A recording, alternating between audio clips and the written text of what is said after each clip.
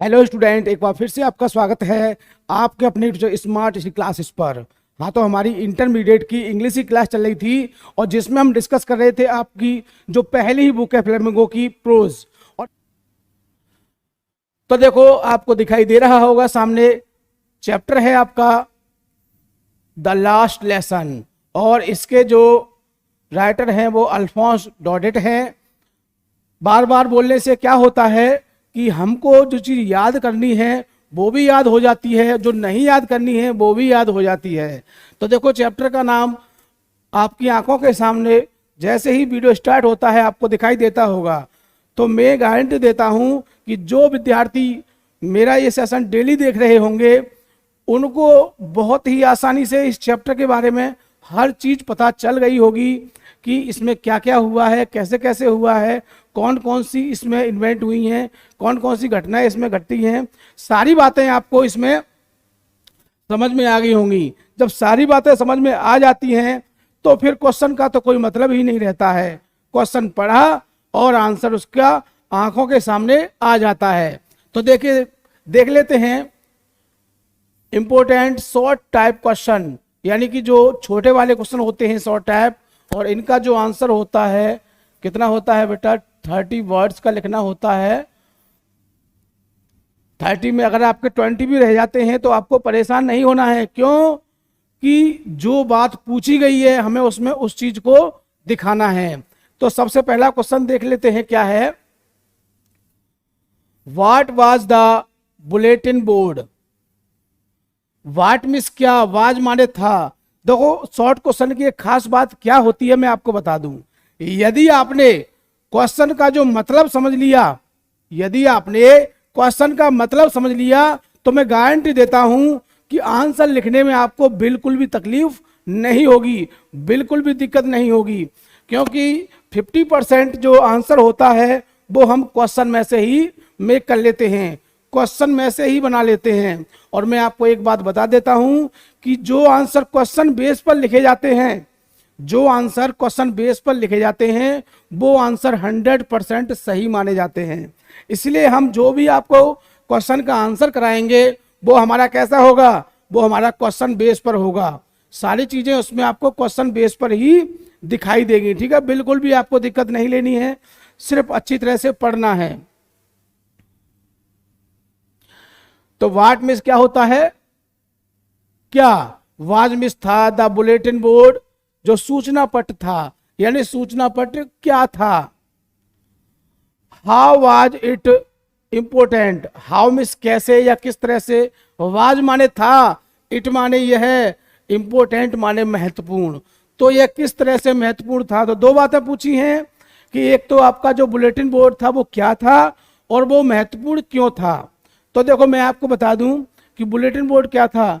वो शहर के बाहर जो आपका टाउन होता है वहां पर एक बोर्ड लगा हुआ था, और उस पर क्या होता था कि जो जितनी भी घटनाएं होती थी हमारी, चाहे युद्ध से संबंधित हो चाहे और किसी संबंधित हो, उन घटनाओं को उस पर लिखा जाता था।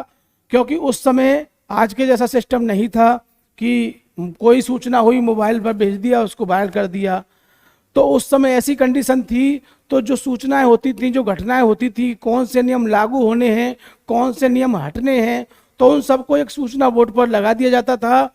और जो उस एरिया के लोग होते थे वो उसको पढ़ लेते थे और फिर उसका अनुसरण करते थे, यानी कि उन नियमों को मानते थे। यही होता था उसमें। तो देखियो, देखते हैं आंसर को। द बुलेटिन बोर्ड यानी कि जो सूचना पट था, was the centre of information, यानी क्या था, वो एक सेंटर था, वो एक केंद्र था। क्या था बेटा, वो एक केंद्र था ऑफ इंफॉर्मेशन, किसका, सूचनाओं का एक सेंटर था। नियर द टाउन हॉल, जो टाउन हॉल था उसके पास क्या था, एक सूचनाओं का एक केंद्र था। टाउन हॉल सभागार समझ सकते हो, टाउन हॉल में क्या होता है, सभागार। अगर आपने टाउन हॉल भी याद कर लिया तो एक बेनिफिट क्या होगा कि टाउन हॉल, टाउन की स्पेलिंग आसानी से याद होगी आपको, और हॉल में तो हॉल आप लिख सकते हैं। तो यदि आप इसको टाउन हॉल ही बोलोगे तो मेरे हिसाब से इसमें आपको कोई दिक्कत नहीं होगी, क्योंकि एग्जाम में भी तो आपको टाउन हॉल लिखना है, तो कोई वर्ड जब बार बार बोला जाता है उससे उससे उससे बेनिफिट होता है। तो देखो हमारा उद्देश्य क्या है, आपको फायदा, आपको बेनिफिट देना, यानी कि आपकी जो तैयारी है वो अच्छी हो, भले उसमें हमें कितना भी उसमें जोड़ तोड़ कुछ भी करना पड़े, लेकिन हमारी जो तैयारी है वो सही होनी चाहिए। तो हम इसको अगर टाउन हॉल ही कहेंगे तो बेटर रहेगा, ठीक। And it was put at the main crowded place, and miss, और इट वाज पुट, इसे रखा जाता था, द मेन क्राउडेड, जहां पर बहुत ज्यादा भीड़ होती थी, मेन मुख्य, मेन मिस क्या होता है, मुख्य स्थान पर जहां बहुत ज्यादा भीड़ होती थी। तो जो ये सूचना पट होता था ये कहाँ रखा जाता था, कि जहां पर बहुत ज्यादा भीड़ होती थी, क्योंकि भीड़ वाली जगह पे तो लोग सूचना पढ़ने के लिए आएंगे। इट वाज इम्पोर्टेंट, अब देखो पहली बात यहां खत्म हो गई, अब दूसरी बात शुरू होती है। इट वाज इम्पोर्टेंट, यह महत्वपूर्ण था, इट वाज इम्पोर्टेंट, यह महत्वपूर्ण था, बिकॉज, क्योंकि, यह महत्वपूर्ण था क्योंकि, बाई इट, मतलब कि इसके द्वारा। अब महत्वपूर्ण क्यों था, क्योंकि इसके द्वारा क्या होता था, द पीपुल न्यू, लोगों को पता चलता था, लोग जानते थे, समझते थे, अबाउट एवरी बैड न्यूज, किसके बारे में, प्रत्येक बुरे समाचार के बारे में, ऑफ लॉस्ट बैटल, किसके, युद्ध के जो हारे हुए बुरे समाचार हैं उनके बारे में लोगों को पता चलता था।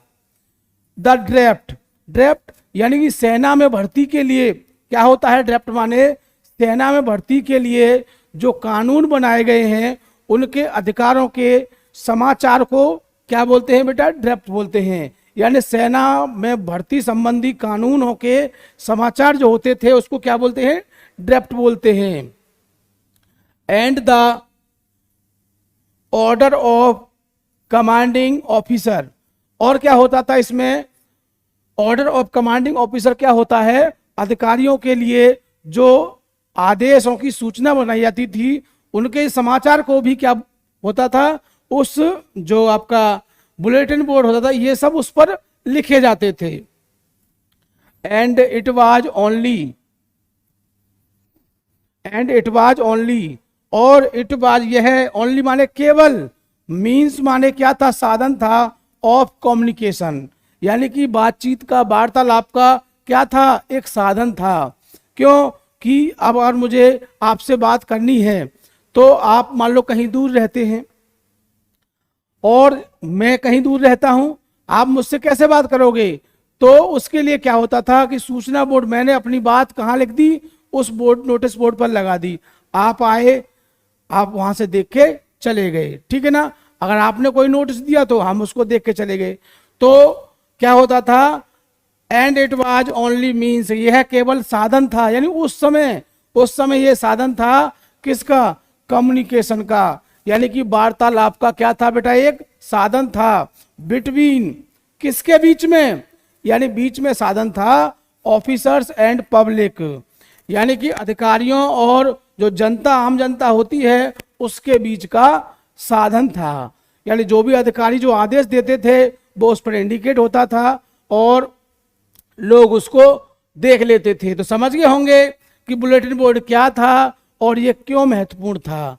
इसी तरह से हमने जितने भी क्वेश्चन लिखाए हैं बहुत ही इजी लैंग्वेज में लिखाए हैं। बताओ इसमें कौन सा कठिन शब्द है, कोई भी नहीं है। और आंसर ऐसा है कि एग्जामिनर ने एक बार देख लिया नजर से तो पूरे के पूरे 4 नंबर ही आपको इस पर दे देगा। ठीक है, तो इसी तरह से सभी जितने भी जो क्वेश्चंस हैं सभी के आंसर हम कराएंगे, आपको बिल्कुल भी दिक्कत नहीं करनी है। आगे देखिए सेकंड क्वेश्चन को देखते हैं। व्हाट डिड एम हेमल से, व्हाट मीन्स क्या, डिड एच भी है आपकी, एम हेमल माने एम हेमल, से माने कहा। व्हाट डिड एम हेमल से, यानी कि एम हेमल ने क्या कहा। When, जब French reach to the school, जब फ्रेंच स्कूल पहुंचा। अब यहां से इसका अर्थ निकालेंगे क्योंकि हमने आपको बताया था कि जब क्वेश्चन वर्ड, वैन जो क्वेश्चन वर्ड है यदि वो शब्द आ जाए तो अर्थ वहीं से निकलता है। जब फ्रेंच स्कूल पहुंचा तो एम हेमल जो अध्यापक थे उन्होंने क्या कहा। एम हेमल जो अध्यापक थे उन्होंने क्या कहा। तो देखो क्या कहा था, मैंने आपको बताया था कि जब स्कूल पहुंचा था वो तो क्या कहा था, उन्होंने बड़ी शांतिपूर्वक कहा था कि बेटा जल्दी से अपने स्थान पर जाके बैठ जाओ, यही कहा था ना। यानी जब फ्रेंच देर से स्कूल पहुंचा तो उसको बड़ा डर था, वो बड़ा भयभीत था कि आज तो डांट पड़ेगी, हो सकता है कि कहीं पिटाई भी ना हो जाए, क्योंकि फ्रेंच जो था वो लेट हो चुका था। तो वो बहुत ही डरा हुआ था किस बात से कि आज तो पिटाई हो सकती है या डांट पड़ सकती है। लेकिन क्या हुआ, उन्होंने कुछ भी नहीं कहा। उन्होंने कहा बेटा फ्रेंच चुपचाप जाओ और जल्दी से अपनी सीट पर जाके बैठ जाओ, ठीक है ना, यही कहा गया था। तो देख लेते हैं क्या कहा गया था। बहुत ही इजी लैंग्वेज में, बहुत ही सरल भाषा में हमने लिखा है। व्हेन जब French reached to the school. और देखो मैंने आपको बताया था कि मैं जो आंसर लिखाता हूं वो क्वेश्चन बेस पर लिखाता हूं।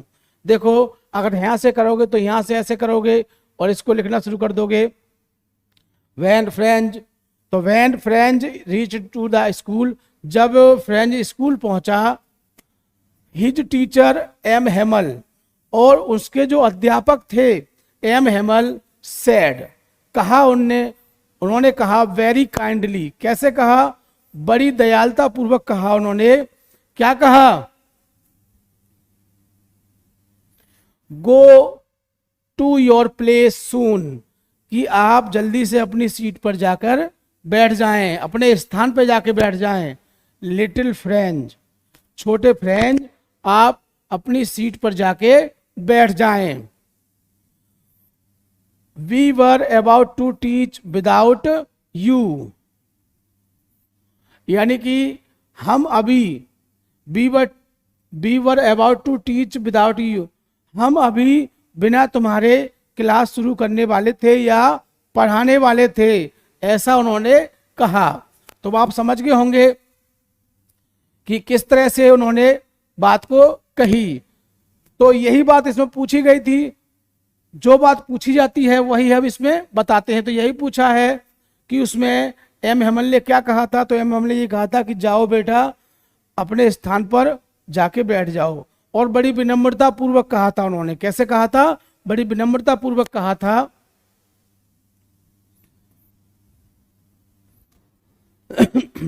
आगे देखिए क्वेश्चन नंबर 3 है, why was French, why means क्यों, वाज मिस था थी थे होता है, फ्रेंच माने फ्रेंच। इन ग्रेट फियर, बहुत ज्यादा भयभीत था या बहुत ज्यादा डरा हुआ था। वैन, जब ही स्टार्टेड फॉर स्कूल, जब वो स्कूल के लिए रवाना हुआ, यानी कि जब फ्रेंच स्कूल के लिए रवाना हुआ तो वो बहुत ज़्यादा डरा हुआ था, बहुत ज़्यादा भयभीत था। तो क्यों था, क्या पूछा है बेटा इसमें, क्यों था, यानी कि जब फ्रेंच जो था वो स्कूल के लिए रवाना हुआ तो वो भयभीत क्यों था।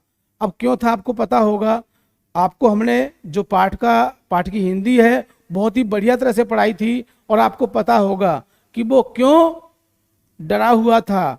पहली बात, उसे देर हो चुकी थी इसीलिए वो डरा हुआ था। दूसरी बात कि उसको जो वर्क दिया गया था, जो क्वेश्चन दिए गए थे पार्टिसिपल पर, और वो भी उसने कंप्लीट नहीं किए थे, तो वो इसीलिए डरा हुआ था। समझ गए ना, ठीक। वैन माने जब, यहां से लेंगे आंसर को और बहुत ही आसानी से कर सकते हैं।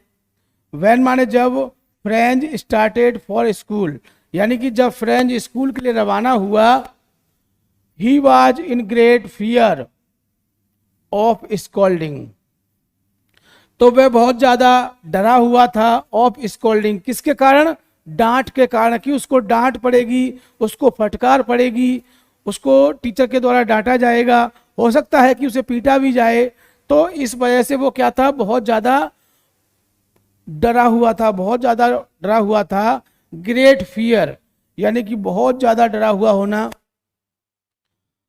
फॉर, क्योंकि, फॉर में क्या होता है बेटा, क्योंकि, और आप कहोगे कि सर बिकॉज माने भी क्योंकि होता है। देखो मैंने आपको बताया था, मेरी एक खास बात है कि जब कोई चीज आपके सिलेबस से संबंधित या आपके पाठ से संबंधित या आपके एग्जाम से संबंधित कोई बात अगर मेरे सामने आती है तो मैं उस बात से रुकता नहीं हूं। तो देखो मैंने बताया कि फॉर माने क्या होता है, फॉर माने भी क्योंकि होता है, और बिकॉज माने भी क्या होता है बेटा, बिकॉज माने भी क्योंकि होता है। अब आप कहोगे कि सर फॉर बिकॉज दोनों का मतलब सेम है, तो आपने फॉर लगाया है, यहाँ बिकॉज क्यों नहीं लगाया।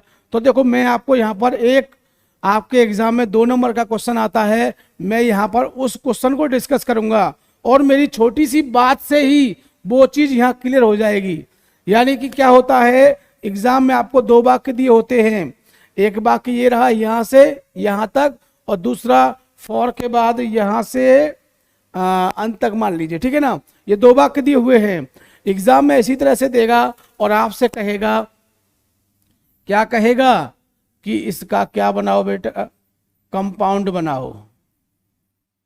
आपसे कहेगा कंपाउंड बनाओ या फिर कहेगा कि कॉम्प्लेक्स बनाओ, बीच में कुछ नहीं होगा। अब आपसे कहेगा कि कंपाउंड बनाओ या फिर कॉम्प्लेक्स बनाओ, तो आपको परेशान नहीं होना है। यदि आपने उस वाक्य को किससे जोड़ दिया, फॉर से जोड़ दिया, तो बन जाएगा आपका कंपाउंड, और यदि आपने उसको बिकॉज से जोड़ दिया तो बन जाएगा कॉम्प्लेक्स। बताओ कोई दिक्कत? अरे बिल्कुल दिक्कत नहीं होगी। जब हम आपको कंपाउंड और कॉम्प्लेक्स पढ़ाएंगे तो ये चीज सामने आएगी, और जब आपको सामने आएगी तो ये बात आपको याद आ जाएगी उस समय कि हाँ सर ने हमको बताया था कि फॉर माने भी क्योंकि होता है और बिकॉज माने भी क्योंकि होता है। यदि 2 वाक्यों को हम फॉर से जोड़ते हैं तो वो हमारा कंपाउंड बनता है, और यदि हम उसको बिकॉज से जोड़ते हैं तो वो हमारा कॉम्प्लेक्स बनता है। तो समझ गए होंगे आप अच्छी तरह से कि फॉर और बिकॉज का क्या संबंध है, क्या उसमें है, ठीक है ना। तो याद रखना, अक्सर एग्जाम में आ जाता है ऐसे वाक्य, तो फिर बड़ी समस्या होती है।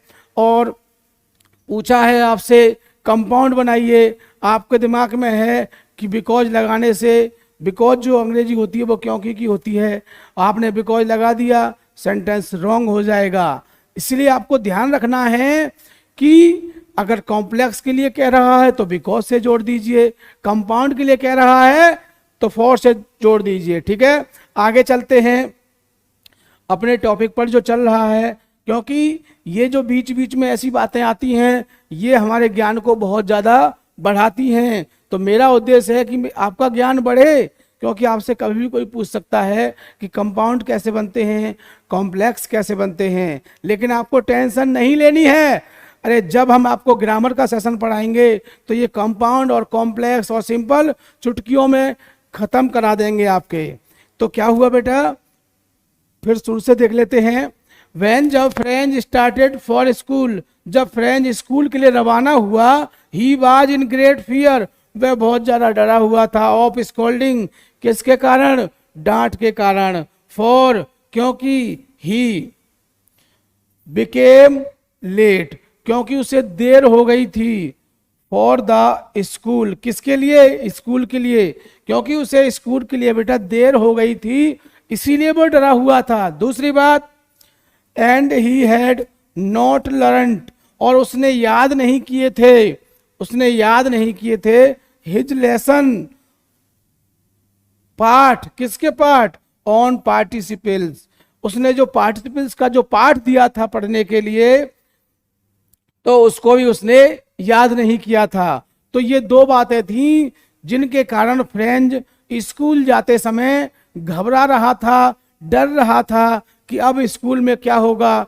ये केवल फ्रेंच की ही बातें नहीं हैं, ये प्रत्येक विद्यार्थी की बातें हैं। आपने इस बात को फील किया होगा कि जब स्कूल टाइम पर, अब तो नहीं, इंटरमीडिएट में बच्चा इतना ज़्यादा डरा हुआ नहीं रहता है, लेकिन जब हाई स्कूल 9th और 8th क्लास में होता है तो वो बहुत ज़्यादा डरता है कि अब अगर मेरा काम नहीं हुआ तो आज तो टीचर मुझे फांसी ही दे देंगे।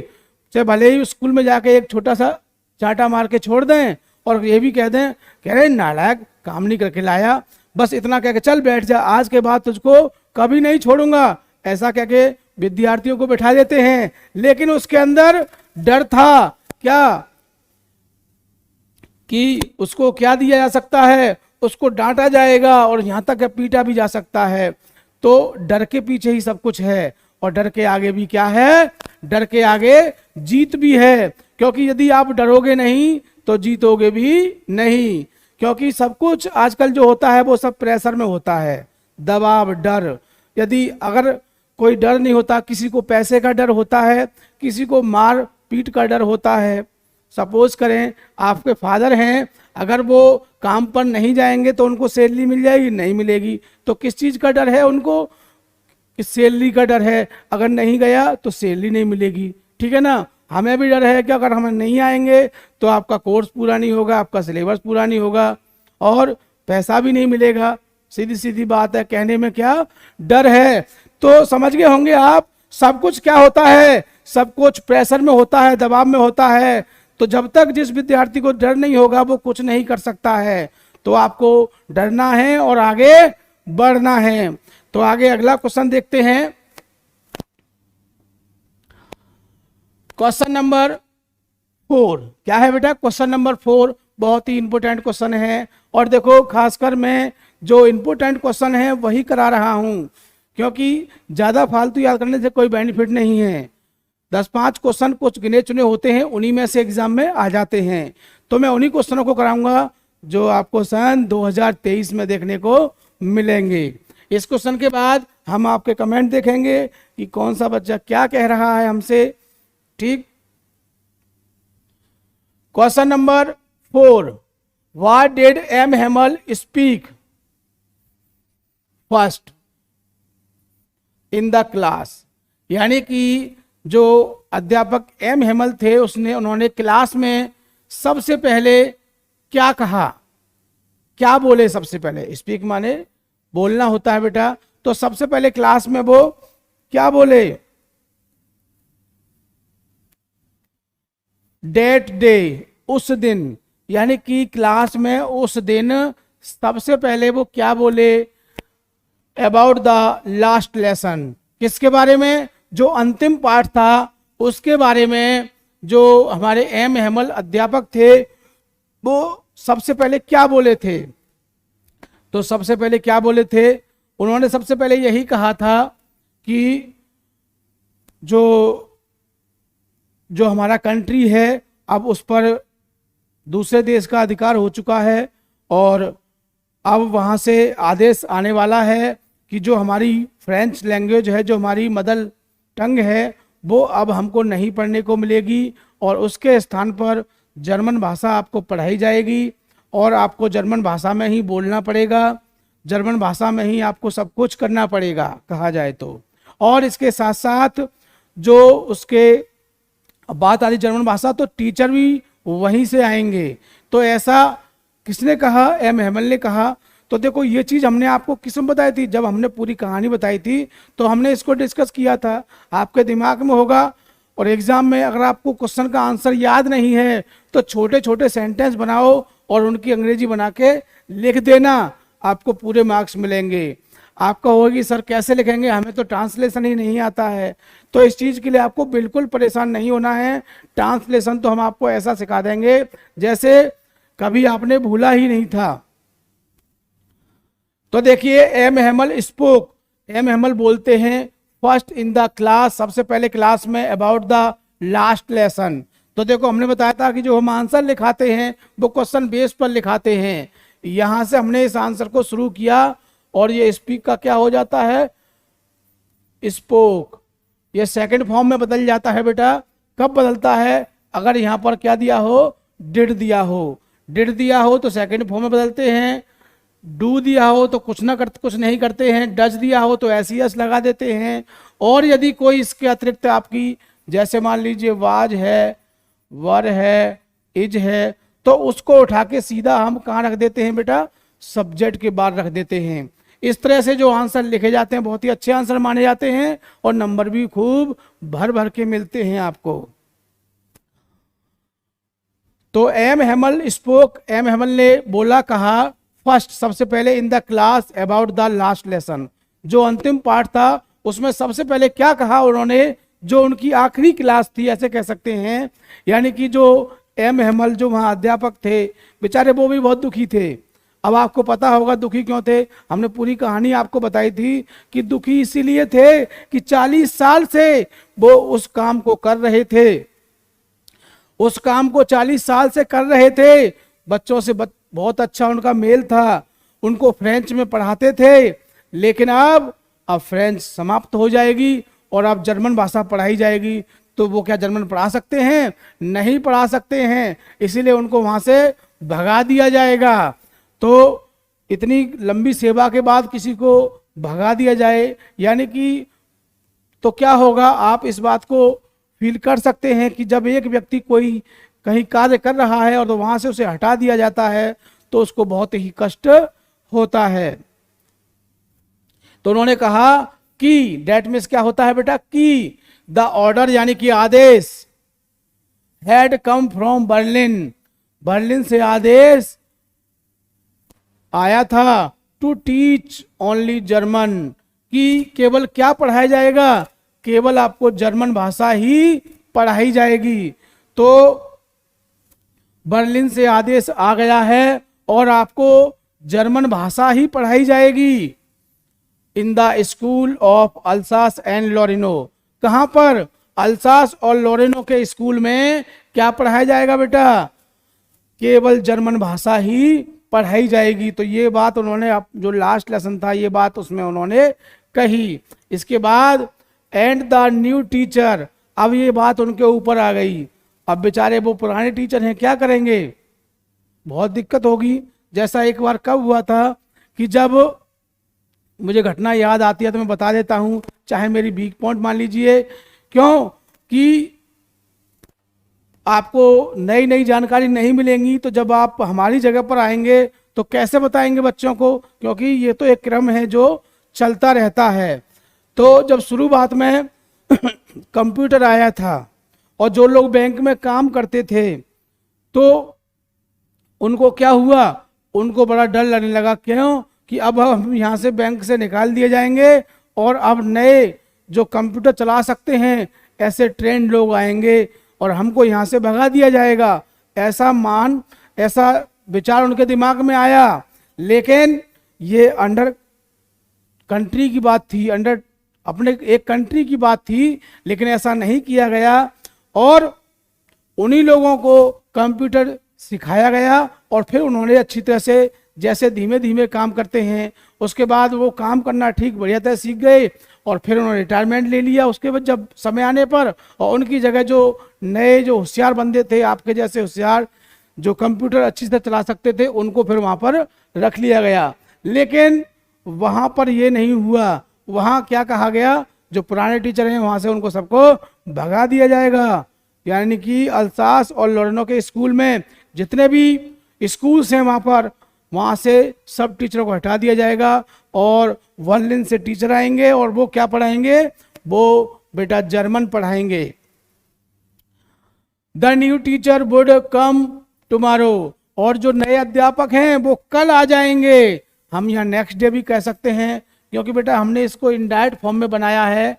ये देखो आपको दिखाई दे रहा होगा, कहीं डेट होगा, ये रहा। तो अगर हम नेक्स्ट डे भी लिख देंगे तो भी अच्छा लगेगा और टुमारो लिख दिया है तो अच्छा है ही है, ठीक है ना। सो इसीलिए it was the last lesson of the French. तो देखो इसीलिए it was the last lesson, ये अंतिम पाठ था किसका, जो फ्रेंच लैंग्वेज है उसका क्या था, उसका बेटा ये अंतिम पाठ था। क्योंकि आज के बाद फ्रेंच नहीं पढ़ाई जाएगी, केवल क्या पढ़ाया जाएगा, केवल आपको बेटा जर्मन ही पढ़ाई जाएगी। तो बहुत ही अच्छा क्वेश्चन है, हो सकता है कि सन 2023 में आपको देखने को मिले, इसलिए बढ़िया तरह से याद करोगे। और यदि अभी से कंप्लीटिंग करोगे, मैं गारंटी देता हूं कि जो आपने मन में सोचा है और जो हमने मन में सोचा है वो आपका हो जाएगा। आगे अगला क्वेश्चन देखते हैं। आगे देखिए क्वेश्चन नंबर 5 क्या कहता है, what does M Hemal says, यानी कि जो हमारे अध्यापक थे एम हेमल, वो क्या कहते हैं अबाउट द फ्रेंच लैंग्वेज, जो हमारी फ्रेंच भाषा है, फ्रांस की जो भाषा है वो कौन सी है, फ्रेंच। तो जो हमारे अध्यापक एम हेमल हैं वो फ्रेंच लैंग्वेज के बारे में क्या कहते हैं, इस क्वेश्चन में ये पूछा गया है। बहुत ही अच्छी तरह से आपको हम बताएंगे कि फ्रेंच लैंग्वेज क्या थी, कैसे थी। तो देखो, जो फ्रांसीसी थे वो फ्रेंच लैंग्वेज को संसार की सबसे अच्छी भाषा मानते थे। क्या मानते थे वो, कहते थे कि ये बहुत ही सुंदर भाषा है। कैसी भाषा है बेटा, बहुत ही सुंदर भाषा है, बहुत ही स्पष्ट है, बड़ी तार्किक भाषा है, ऐसी बातें कहते थे। अब इन्हीं बातों को आप सेंटेंस के रूप में लिख दीजिए, यही आपका आंसर हो जाएगा। जिसको हमने लिखा है देख लेते हैं। एम हेमल सेज, यानी कि मैंने आपको बताया था मैं क्वेश्चन बेस पर आंसर लिखता हूं। अगर आपको नहीं आता है तो यहां से पकड़िए और इसको वहां तक खींच ले जाइए। तो एक लाइन तो आपकी यही हो गई, कहा जाए तो 10 वर्ड तो आपके यही हो गए। अब कितने चाहिए, 10-12 और चाहिए, तो आप आसानी से गेन कर सकते हैं। तो एम हेमल सेज कहते हैं डेट की, डेट मीन्स क्या होता है बेटा, की French language is the most beautiful language.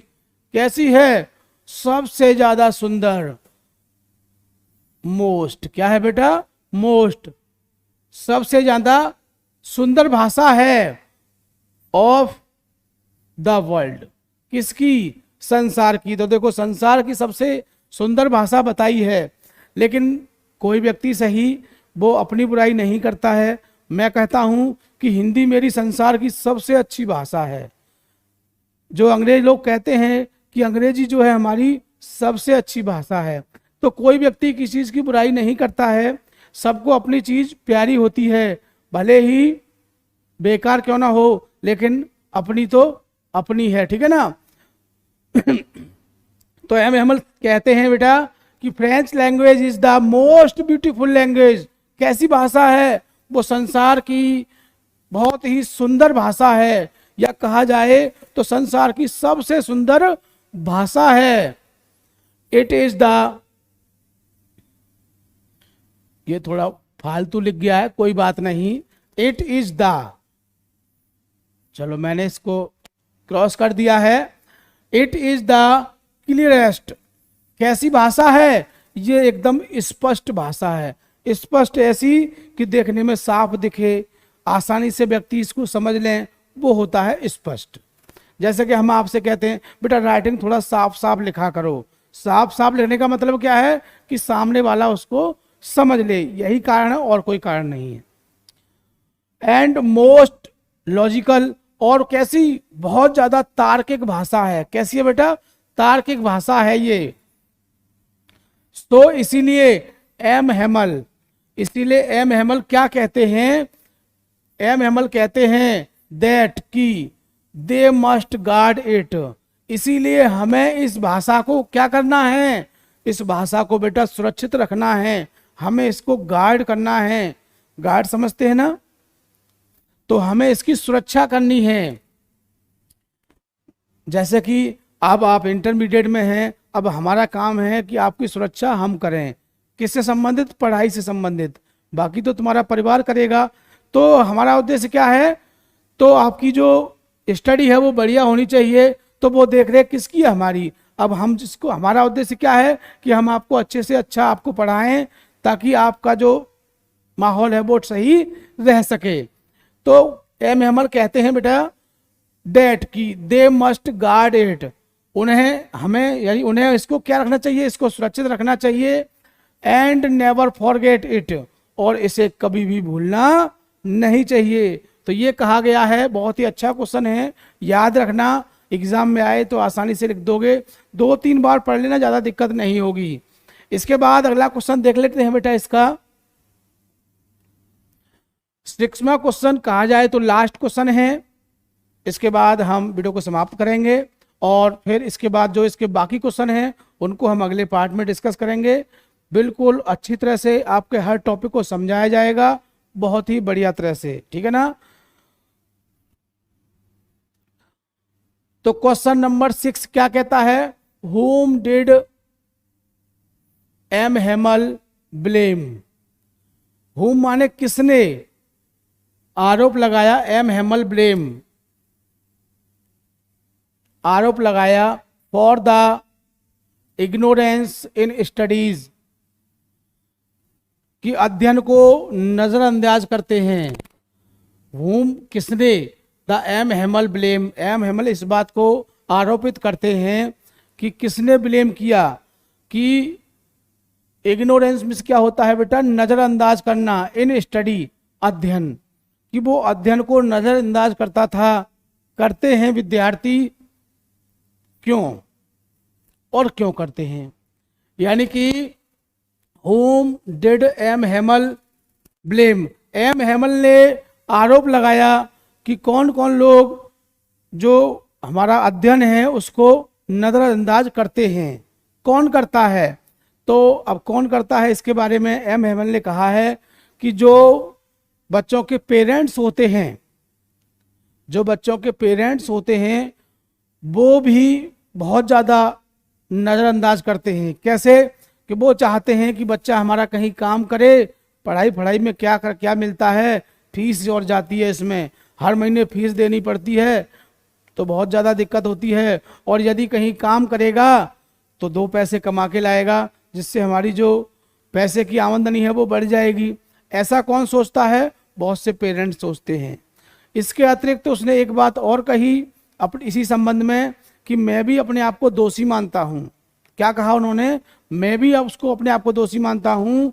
क्यों कि मैं भी बच्चे जब आते हैं पढ़ने के लिए तो उनसे कहता हूँ चलो ठीक है बेटा तुम खड़े हो जाओ और जाके पौधों में फूलों में पानी लगा दो, और मैं पढ़ा रहा हूँ और 2 बच्चों को मैंने वहाँ भेज दिया, तो उन 2 बच्चों का क्या होगा, लॉस होगा नहीं होगा। उसके बाद कभी कभी जब हम मछली पकड़ने जाते हैं, तो ये कौन कह रहा है, ये एम हेमल कह रहे हैं कि जब हम कभी कभी मछली पकड़ने जाते हैं तो बच्चों से कहते हैं बेटा आज तुम्हारी छुट्टी है और आज तो हम कहाँ जा रहे हैं, मछली पकड़ने जा रहे हैं। तो इस तरह से उन्होंने कहा कि हम भी इसमें आरोपी हैं। किस बात के लिए, जो बच्चों का भविष्य खराब हुआ है। तो ये दो बातें हैं जो बताई गई हैं, बड़े ध्यान से इनको देखना। वैसे तो मेरे बताने के बाद ही आपको समझ में आ गया होगा, लेकिन किस तरह से लिखना है, किस लय में लिखना है, किस ढंग से लिखना है, वो चीज़ तो आपको यही मिलेगी। तो एम हेमल ब्लेम, देखो यहाँ पर इनमें डी लगा देंगे, क्योंकि मैंने आपको बताया था कि जब डिड आता है तो सेकंड फॉर्म आती है। कोई बात नहीं, मिसप्रिंट हो गया है भाई, वो भी तो इंसान है, गलती हो जाती है, ठीक है ना। हमारी गलती ये है कि हमने इसको चेक नहीं किया, अगर हम चेक करते तो इसको करेक्शन करा सकते थे, ठीक है ना। तो ऐसी कोई बात नहीं है, हमने चेक कर लिया था, हमने देख भी लिया था, लेकिन हमने कहा कि जब हम इसको पढ़ाएंगे तभी इसको हम क्लियर कर देंगे, ठीक है ना।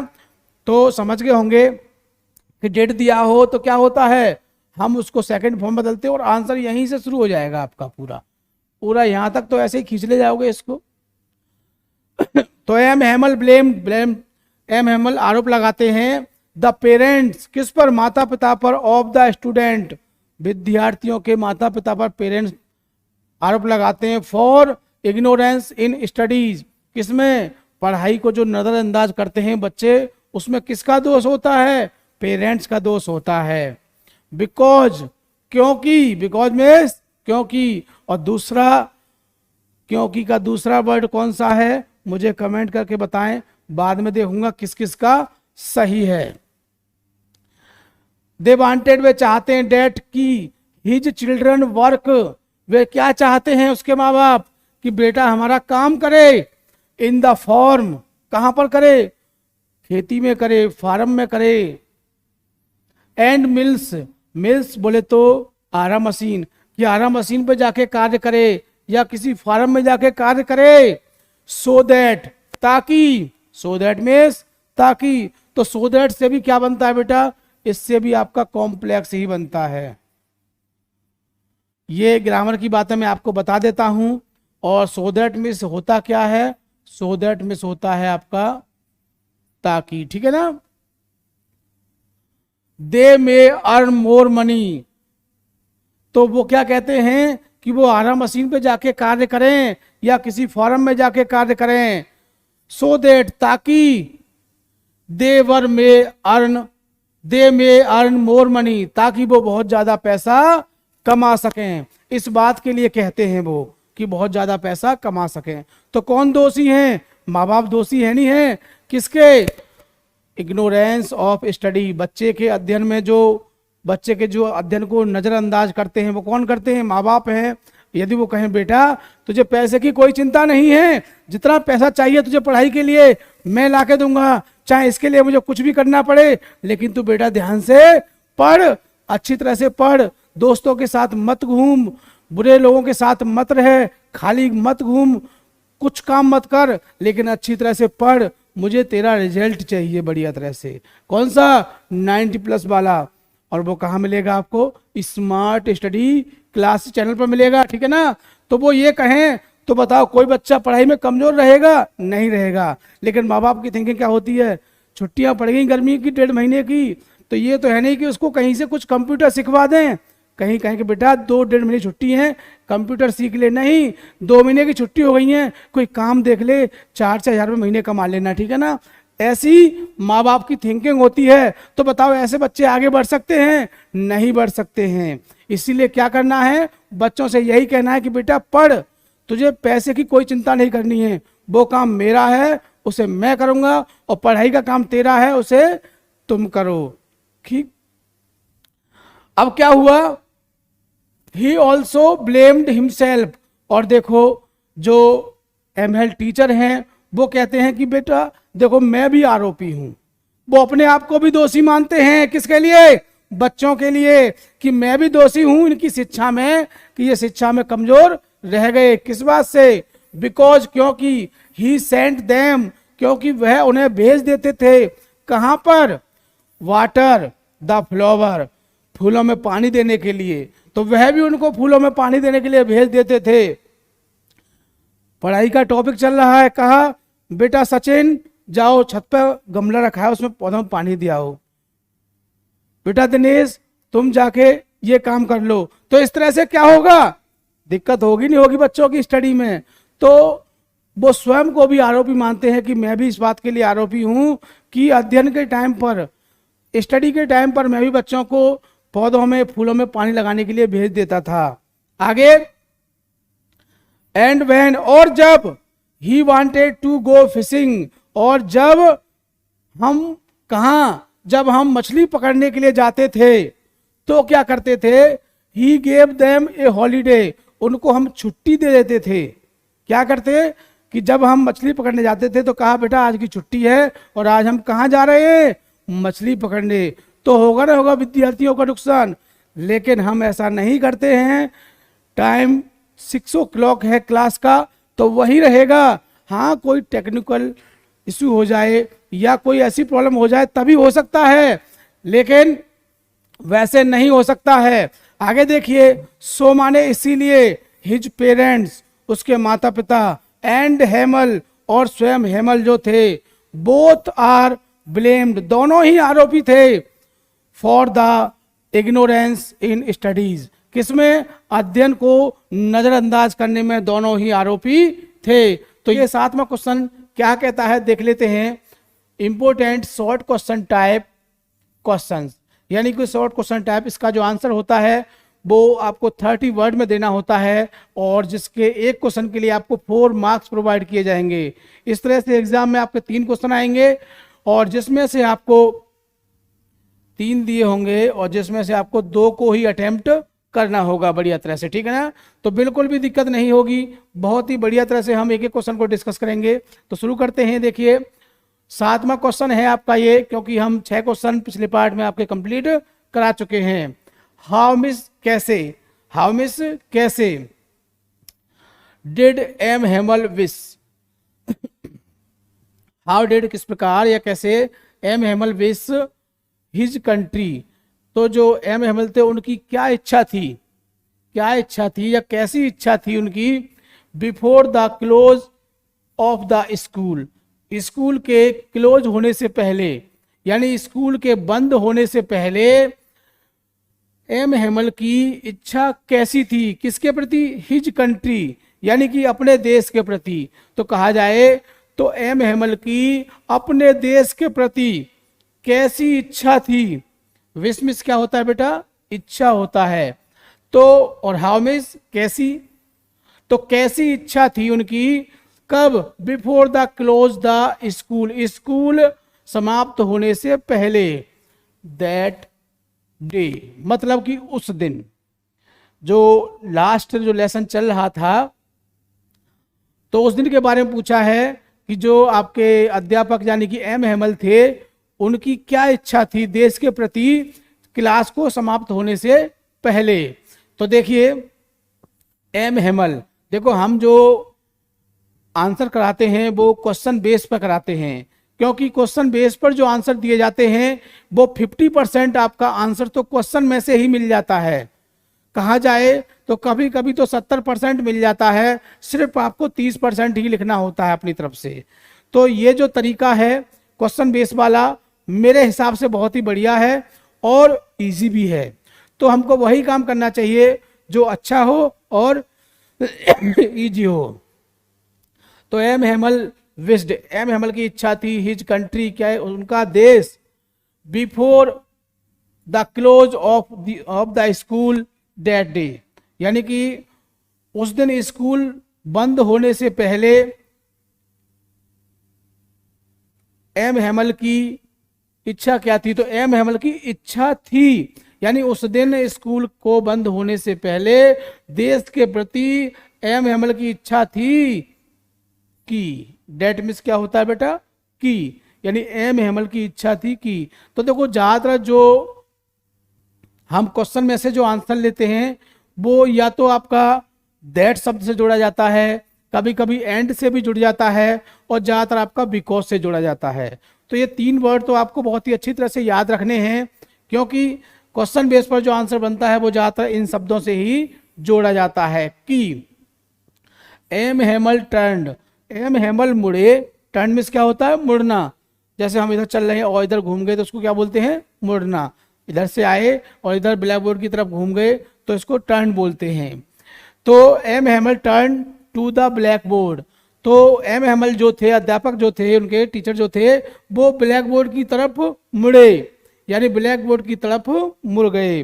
कहा जाए कि अध्यापक एम हेमल ब्लैक बोर्ड की तरफ मुड़ गए। टुक ए पीस ऑफ चॉक, टुक माने लेना होता है, टुक माने लिया, ए पीस एक टुकड़ा, पीस ऑफ चॉक यानी कि एक चौक का टुकड़ा लिया। पहले क्या हुआ, वो ब्लैक बोर्ड की तरफ मुड़े और फिर एक चौक का टुकड़ा लिया, and with his all might, और अपनी पूरी शक्ति के साथ, विद हिज ऑल माइट और अपनी पूरी शक्ति के साथ, माइट मीन्स क्या होता है बेटा, शक्ति, यानी कि पूरी शक्ति के साथ ही रोट, उन्होंने लिखा। देखो ही माने वह होता है, आप कहोगे सर वह होता है तो वह के साथ उसे बोलते हैं तो हम कहेंगे उसने लिखा। लेकिन एक टीचर जो होता है एक सम्मान्य पद होता है, भले ही वो सिंगुलर होता है लेकिन हम उसको सम्मान के साथ यूज करते हैं, क्योंकि जो टीचर होते हैं, जो अध्यापक होते हैं, वो राष्ट्र के निर्माता कहा जाता है इनको, और इनके द्वारा ही सब कुछ होता है देखा जाए। यानी कि अगर दुनिया में अगर टीचर ना रहें तो कुछ भी काम सफल नहीं होना है। अब ये कहो कि सर यही वाले टीचर जो पढ़ाते हैं ना, जो आपको रास्ता दिखाए वो एक टीचर माना जाता है, भले ही आपसे छोटा क्यों ना हो, जिसने आपको इंस्पिरेशन दिया है, कुछ आपको निर्देश दिया है, तो वो टीचर की कैटेगरी में आता है और वो देश को आगे बढ़ाने में क्या करता है, सहायता करता है। तो क्या हुआ, उन्होंने एक चौक का टुकड़ा लिया और पूरी शक्ति के साथ ही रोट, उन्होंने लिखा, एज लार्ज एज, जितना बड़ा लिख सकते थे। मान लीजिए ये बोर्ड है, इस पर जितना बड़ा लिख सकते थे उन्होंने बहुत बड़ा लिखा। ही कुड, अब क्या लिखा उन्होंने, बीवे ला फ्रांस, तो ये वहां की लैंग्वेज है, बीवे ला फ्रांस। इसका मतलब होता है कि फ्रांस जिंदाबाद। क्या होता है बेटा, फ्रांस जिंदाबाद। हम ज़्यादा बार नहीं कहेंगे, अगर हम ज़्यादा बार कहेंगे और किसी इंडियन ने सुन लिया कि ये इंडिया में रह के फ्रांस जिंदाबाद जिंदाबाद के नारे लगा रहे हैं, तो गलत होगा, लेकिन यहाँ लिखा है इसीलिए हमने बोला है फ्रांस जिंदाबाद, फ्रांस अमर रहे, इसीलिए बोला है। वैसे मेरा कोई वो नहीं है मतलब बोलने का, हमारा तो इंडिया जिंदाबाद है और जिंदाबाद था और जिंदाबाद रहेगा, लेकिन हमें क्वेश्चन बेस पर कहना पड़ रहा है बेटा कि फ्रांस जिंदाबाद। तो ये था आपका 7वां क्वेश्चन। बहुत ही देख लो, हमने आपको बहुत ही कहा इजी लैंग्वेज में लिखा है। कोई वर्ड आपको ऐसा दिखाई दे रहा हो जिसका मीनिंग नहीं आ रहा हो तो मैंने यहाँ पर देखो माइट शक्ति लिख दिया है। विश माने इच्छा होती है, आप पता होगा आपको, ये तो कॉमन वर्ड है। और इसके बाद और देखो कोई वर्ड क्लोज मिस बंद करना होता है, और कोई बात चौक आप जानते ही हो, पीस माने टुकड़ा होता है, एम टर्न मिस मुड़ना होता है। और कोई वर्ड आपको ऐसा नहीं मिलेगा जिसको आपको याद करने में दिक्कत हो। मैं गारंटी देता हूं कि यदि आपने 4 चैप्टर मेरे द्वारा पढ़ लिए तो बाद के जो 4 चैप्टर हैं आप उनको स्वयं तैयार कर सकते हैं, स्वयं। क्यों कि इतने वर्ड मीनिंग आपके दिमाग में मैं रख दूंगा, इतने शब्द ऐसे रख दूंगा कि जिनको आप देखते ही पहचान जाओगे।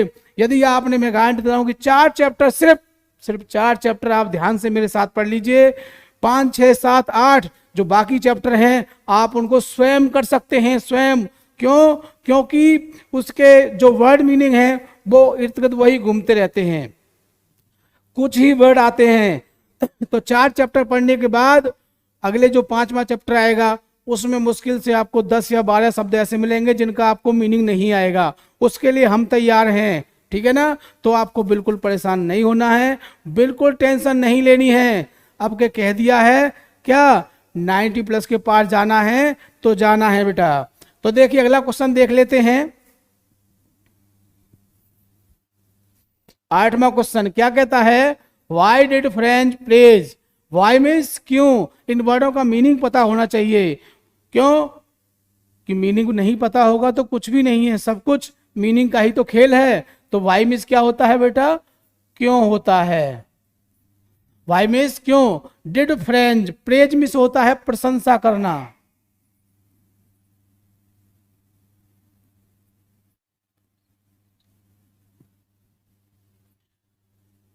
हिंदी थोड़ी मेरी थोड़ी बेटा वीक है, आप बुरा मत मानना। तो प्रशंसा करना, the courage of M Hamel. किसके? एम हेमल के साहस की प्रशंसा करना। तो why did praise, why means क्यों, डिड फ्रेज फ्रेंच, फ्रेंच माने फ्रेंच, प्रशंसा की किसकी? The courage of M Hamel, यानी कि एम हेमल के साहस की प्रशंसा क्यों की।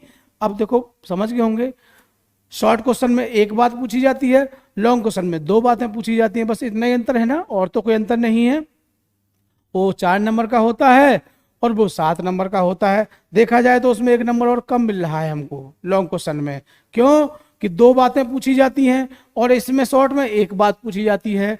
तो उसमें हमें 2 बातों की क्या होगा, 2 बातों के बदले में 8 नंबर होने चाहिए, लेकिन कोई बात नहीं, आप 7 पर ही संतुष्ट रहिए। 7 भी दिलवाएंगे, बहुत ही अच्छे से मिल जाएंगे वो भी आपको।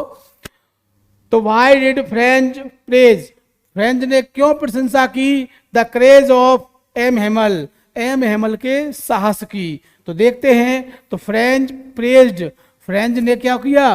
प्रशंसा की the courage of M Hemal. हमने क्या बताया था कि हम जो आंसर लेते हैं वो क्वेश्चन बेस पर लेते हैं। तो यहां से लोगे और इसमें क्या है बेटा, बस डी बढ़ाओगे और यहां तक तो आप ऐसे ही खींच लाए। और अपनी तरफ से क्या लगाते हैं, पता होगा, मैंने अभी डिस्कस किया था कि अपनी तरफ से क्या लगाते हैं, डेट लगाइए, बिकॉज लगाइए, एंड लगाइए, जो सुइटेबल हो। ऐसे नहीं कि मन किया वही लगा दिया, जो अर्थ को मैच कर रहा हो उस शब्द को आप लगाओगे। तो फ्रेंच प्रेज, फ्रेंच ने प्रशंसा की the courage of M Hamel, M Hamel के साहस की प्रशंसा की। बिकॉज, क्योंकि M Hamel and his family, क्योंकि एम हेमल और उसका परिवार, एम हेमल और उसका परिवार had to leave the country next day, क्योंकि एम हेमल और उनका परिवार जो है वो अगले दिन अगले दिन देश को छोड़कर चले जाएंगे। तो फैमिली मीन्स क्या होता है, आप बहुत अच्छे से जानते होंगे बेटा, परिवार होता है। तो एम हेमल और उसका परिवार, लीव माने छोड़ना होता है, कंट्री माने देश, नेक्स्ट डे मीन्स होता है अगले दिन। जैसे जब हम आपको डायरेक्ट इनडायरेक्ट पढ़ा रहे तो हमने आपको लिखाया था ना, इसमें एक टेबल लिखाई थी, जो बदलाव होता है, नहीं लिखाई होगी तो लिखा देंगे, ये बदलाव होते हैं, ठीक है ना। नेक्स्ट डे अगले दिन, यानी कि एम हेमल और उनका परिवार अगले दिन देश को छोड़ के चला जाएगा। यट मिस होता है फिर भी, यट मिस क्या होता है बेटा, फिर भी। ही टॉट उन्होंने पढ़ाया या उन्होंने शिक्षा दी, एवरीथिंग हर चीज की, फिर भी उन्होंने हर चीज की शिक्षा दी, according to the time table, जो समय सारणी थी।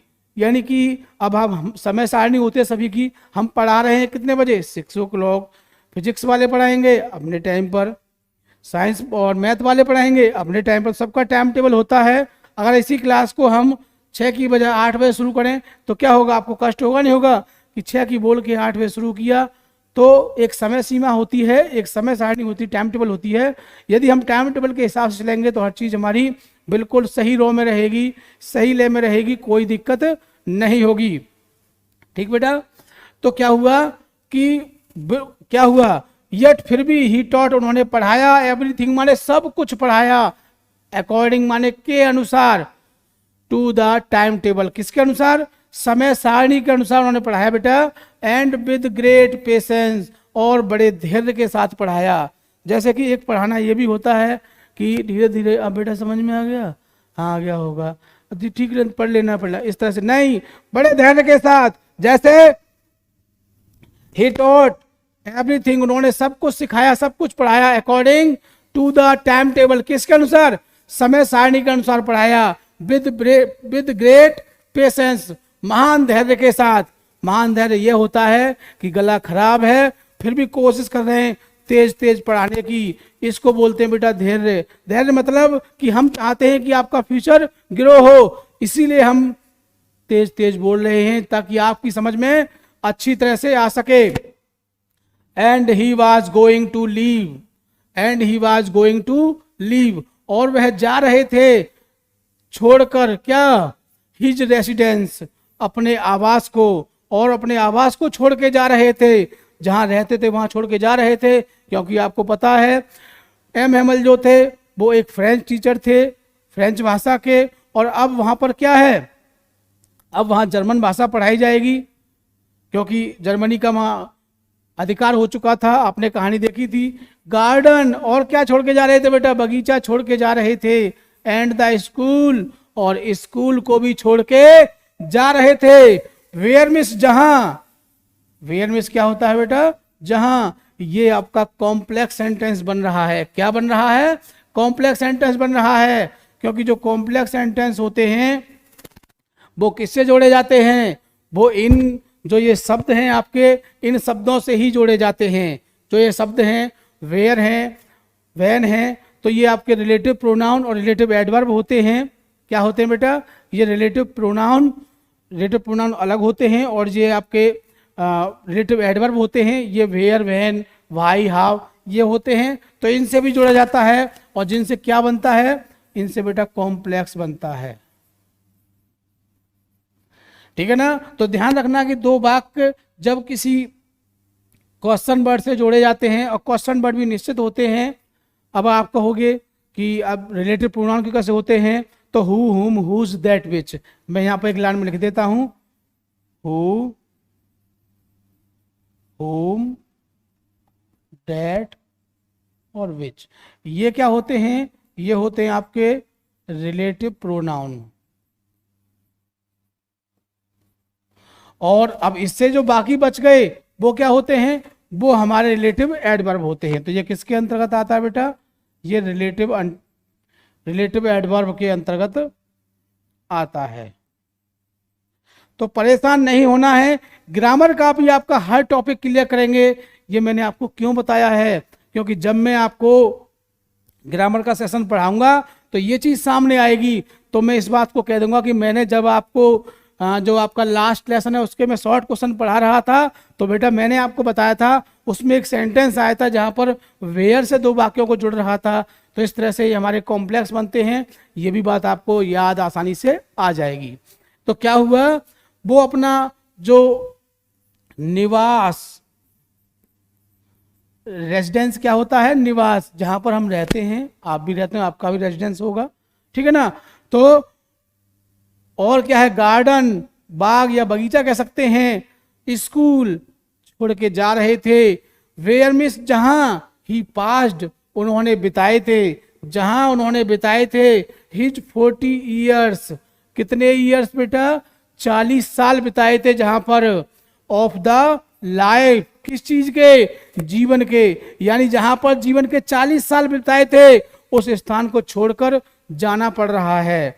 इसीलिए जो फ्रेंच थे उन्होंने एम हेमल के साहस की प्रशंसा की थी। तो समझ गए होंगे कि फ्रेंच ने एम हेमल के साहस की प्रशंसा क्यों की थी।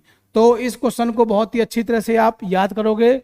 क्वेश्चन में जान होनी चाहिए, इस क्वेश्चन के अंदर कुछ जान है। जान कैसी, जिससे कि आने वाले जो पढ़ेगा और जो देखेगा उससे उसको कुछ सबक मिले, कुछ सबक मिलता है प्रश्न से, वही क्वेश्चन एग्जाम में आते हैं। तो देखो इस क्वेश्चन से अगर आप फील करें तो क्या सबक मिल रहा है कि हमें, जो व्यक्ति हमारी सेवा करता है, जो हमारा सत्कार करता है, तो हमें, हमारा जो फर्ज बनता है कि हमें भी उसका वो करना है। तो इससे हमको ये सीख मिल रही है कि जिस व्यक्ति ने 40 साल तक सेवा की हो, बच्चों को पढ़ाया हो, बच्चों का भविष्य बनाया हो, जिस तरह से फील कर सकते हैं कि हम आपको पढ़ा रहे हैं तो क्या आप हमारे बारे में बुरा सोचोगे, नहीं सोचोगे। क्यों कि हम आपको जब सही सही चीज़ें पढ़ाएंगे तो इस बात को आप फील नहीं कर सकते हैं। तो बेटा अगला क्वेश्चन देख लेते हैं, और इस अगले क्वेश्चन के बाद हम आपके कमेंट देखेंगे कि कौन विद्यार्थी क्या कह रहा है, उस आपकी बातों को भी सुना जाएगा।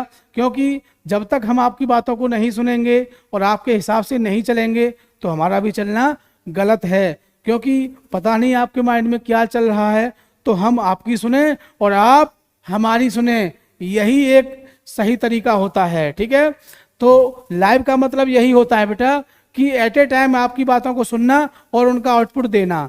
नहीं तो जो वैसे क्लासें होती हैं बोर्ड के माध्यम से, जब वीडियो को बना दिया और फिर डाल दिया, तो उसमें क्या होता है, उसमें इतना इंटरेस्ट नहीं आता है, और इंटरेस्ट का मतलब फायदा ही, लाभ ही नहीं होता है, यानी कि अच्छा भी नहीं लगता है। तो अब एट ए टाइम आपकी बातों को सुना जाएगा, उस पर फिर निस्तारण किया जाएगा। आप जो कहेंगे हम उसको पढ़ेंगे, समझेंगे और आपको बताने की कोशिश करेंगे।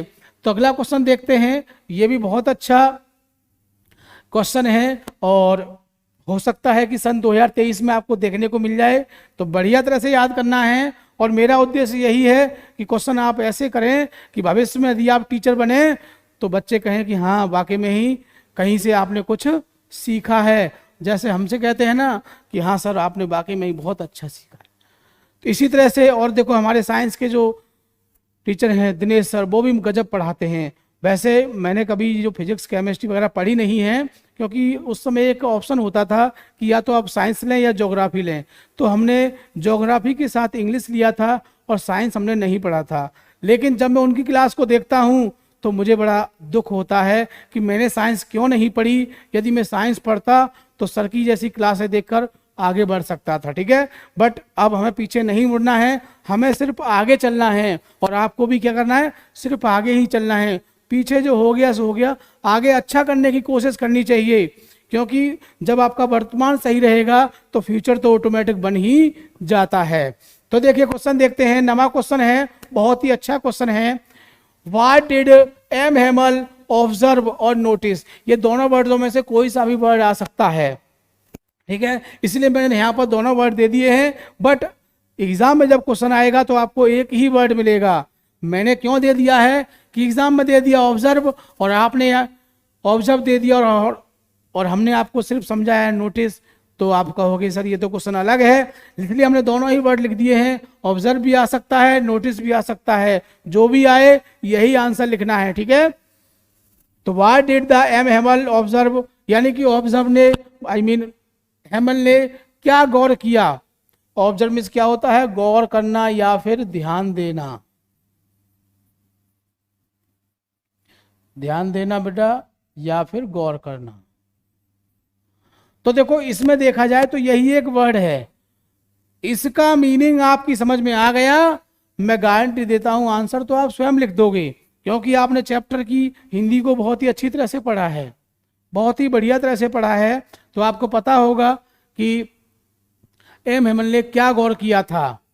तो M Hemal observed, M Hamel ने गौर किया एवरीथिंग, प्रत्येक चीज का गौर किया था उन्होंने, प्रत्येक चीज को ध्यान दिया था। इन द क्लासरूम, यानी क्लास में जो भी चीज थी उनका प्रत्येक चीज पर अपना एक ध्यान था, अपना एक गौर किया था उन्होंने, नोटिस किया था।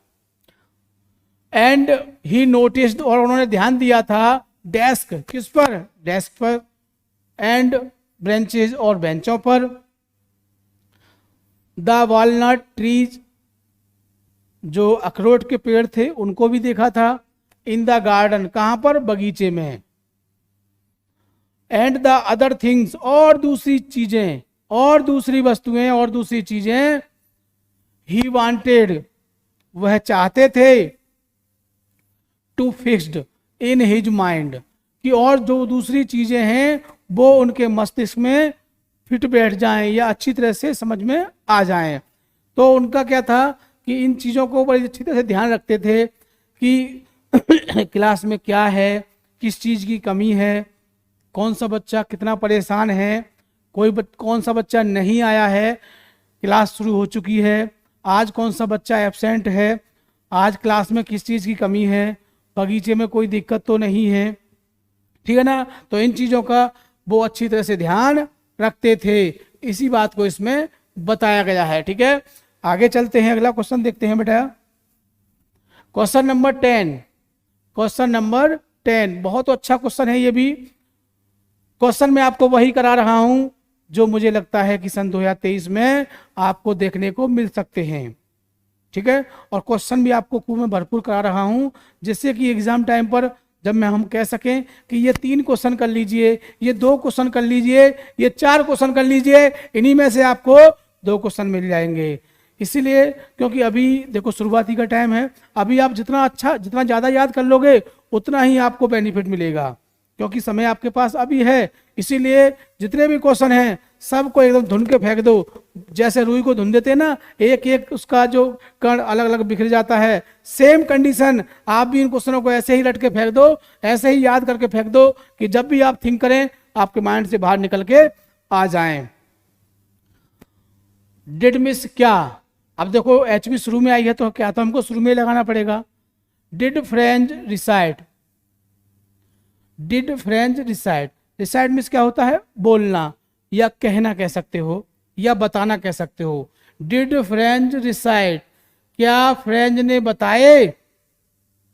द पार्टिसिपल्स, पार्टिसिपल्स को, पार्टिसिपल्स जो उत्प्रेरक, क्या बोलते हैं उसको बेटा? उत्प्रेरक, हिंदी में उत्प्रेरक बोलते हैं। तो जो उत्प्रेरक थे तो क्या फ्रेंच ने उनको बताया था? बताया था। तो बेटा बताओ कैसे? अब इसमें 2 बातें पूछ ली, क्या उसने बताया था? पहली बात, क्या उसने बताया था?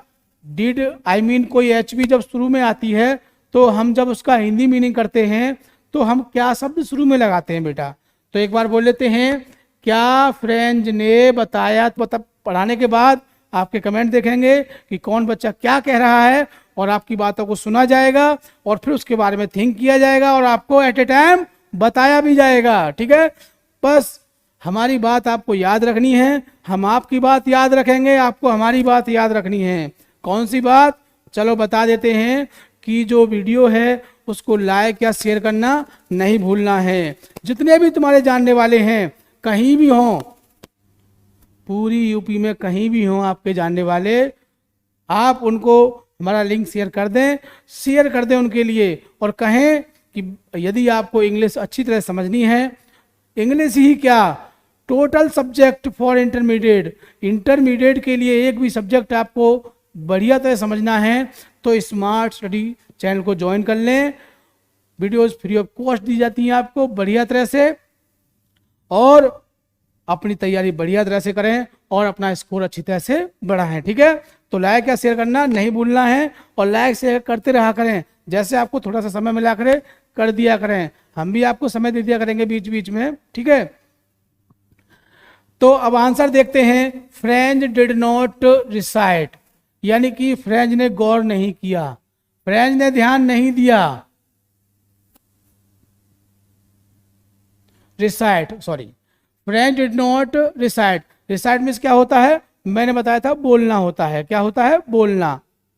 बताना कह सकते हो, मैं लिख देता हूं जिससे कि आपको याद रहे। बताना, ठीक है। तो फ्रेंच डिड नॉट रिसाइट, तो फ्रेंच ने नहीं बताया। क्या नहीं बताया, पार्टिसिपल्स, पार्टिसिपल्स के बारे में। जब एम हेमल ने उनसे पार्टिसिपल्स के बारे में पूछा तो उन्होंने नहीं बताया। तो ये तो बात आपको पहले से पता होगी, क्योंकि हमने आपको जब उसकी हिंदी बताई थी तो बताया था कि उसने जो पार्टिसिपल्स उसके रूलों को याद नहीं किया था और इसीलिए उसे देर हो गई थी और वो स्कूल भी जाना नहीं चाहता था।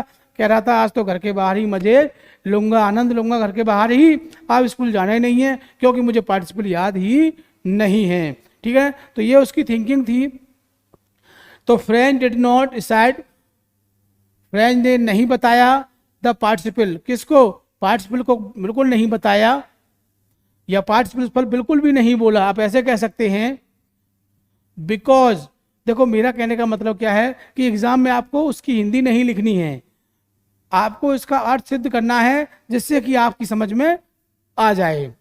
बिकॉज, क्योंकि he had not learn the rules of participles, क्योंकि उसने जो पार्टिसिपल्स के रूल थे, जो नियम थे, उनको याद नहीं किया था। और जब याद नहीं किया था तो क्या बताएंगे, एंड ही वांटेड, और वह चाहता था, टू रीड विदाउट मिस्टेक्स, और वो बिना किसी गलती के बताना चाहता था, बिना किसी गलती के पढ़ना चाहता था। उसने रूल कभी पढ़े नहीं थे और बिना किसी गलती के बताना चाहता था। बट, लेकिन, ही गॉट मिक्सड, लेकिन वह उलझ गया। But he got mixed up, लेकिन वह उलझ गया, किसमें, ऑन द फर्स्ट वर्ड, जो पहले ही शब्द बोले थे वो उनमें ही उलझ गया। नहीं, दो चार वर्ड बोले थे उनमें उलझ गया, फिर आगे बोल नहीं पाया वो। एंड स्टूड देयर, और खड़ा हो गया। क्या हो गया बेटा, खड़ा हो गया। होल्डिंग द डेस्क, किसको पकड़ के, उस मेज को पकड़ के। अक्सर आपने देखा होगा कि जब विद्यार्थी यानी कि स्टूडेंट से कुछ क्वेश्चन पूछे जाते हैं और वो सुनाने में असमर्थ रहते हैं, बता नहीं पाते हैं, तो क्या होता है, वो ऐसे टेबल को पकड़ेंगे और ऐसे ऐसे खड़े हो जाएंगे जैसे कि कोई घोर अपराध उन्होंने कर दिया है। तो सेम कंडीशन, वो मेज को पकड़ के वहीं खड़ा हो गया। And his heart was beating, और उसका जो हृदय था, और उसका जो हृदय था वो धड़क रहा था। अब धड़केगा ही, क्यों, कि गलती की है, कुछ याद नहीं है, कुछ सुना नहीं पा रहे हैं। क्योंकि जब सुना नहीं पा रहे हैं तो टीचर के माइंड में कुछ तो चल रहा है, और क्या चल रहा है, उस बात को फील करके ही उनका जो हार्ट था वो धड़क रहा था। उस बात को फील करके कि सर अब क्या सोच रहे होंगे, हो सकता है कि मुझे पीटा जाए या डांटा जाए, इसी वजह से उसका जो हृदय है वो क्या है, वो धड़क रहा था। आपका भी कभी धड़का होगा, किस किस का धड़का है मुझे कमेंट करके बताएं कि जब आप कुछ सुनाने को गए हो और आपसे नहीं सुनाया गया हो तो कैसा लगता है। एक कथन मैंने सुना था, मैं बता देता हूं कि ऐसा लगता है जैसे किसी व्यक्ति की बुलेट का सामना कर रहे हों। कैसा लगता है कि कोई आदमी हमारे सामने बंदूक लेके खड़ा है, पिस्टल लेके खड़ा है और हम उसके सामने खड़े हैं। ऐसा महसूस होता है जब हम किसी क्वेश्चन के आंसर नहीं दे पाते हैं, हमारा टीचर सामने खड़ा है और वो हमसे पूछ रहा है और हम बता नहीं पा रहे हैं, तो कैसा होता है, जैसे कि हम किसी की बुलेट मीन्स गोली होती है, बुलेट का सामना कर रहे हो, ऐसा फील होता है। मैंने आपको बता दिया है, याद रखना, ठीक है। तो ये क्वेश्चन को भी आप याद रखोगे बहुत ही अच्छी तरह से, बहुत ही बढ़िया तरह से। हम हर क्वेश्चन में आपको क्वेश्चन को बहुत ही बढ़िया तरह समझाएंगे ताकि आप इसको समझ सकें और समझने के बाद एग्जाम में इसे आप लिख सकें। तो अगला क्वेश्चन देख लेते हैं बेटा।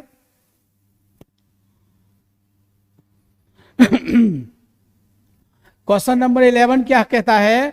Why were blazers sitting on the back branches, यानी कि वाई मिस क्यों होता है बेटा? वाई मिस क्या होता है, क्यों?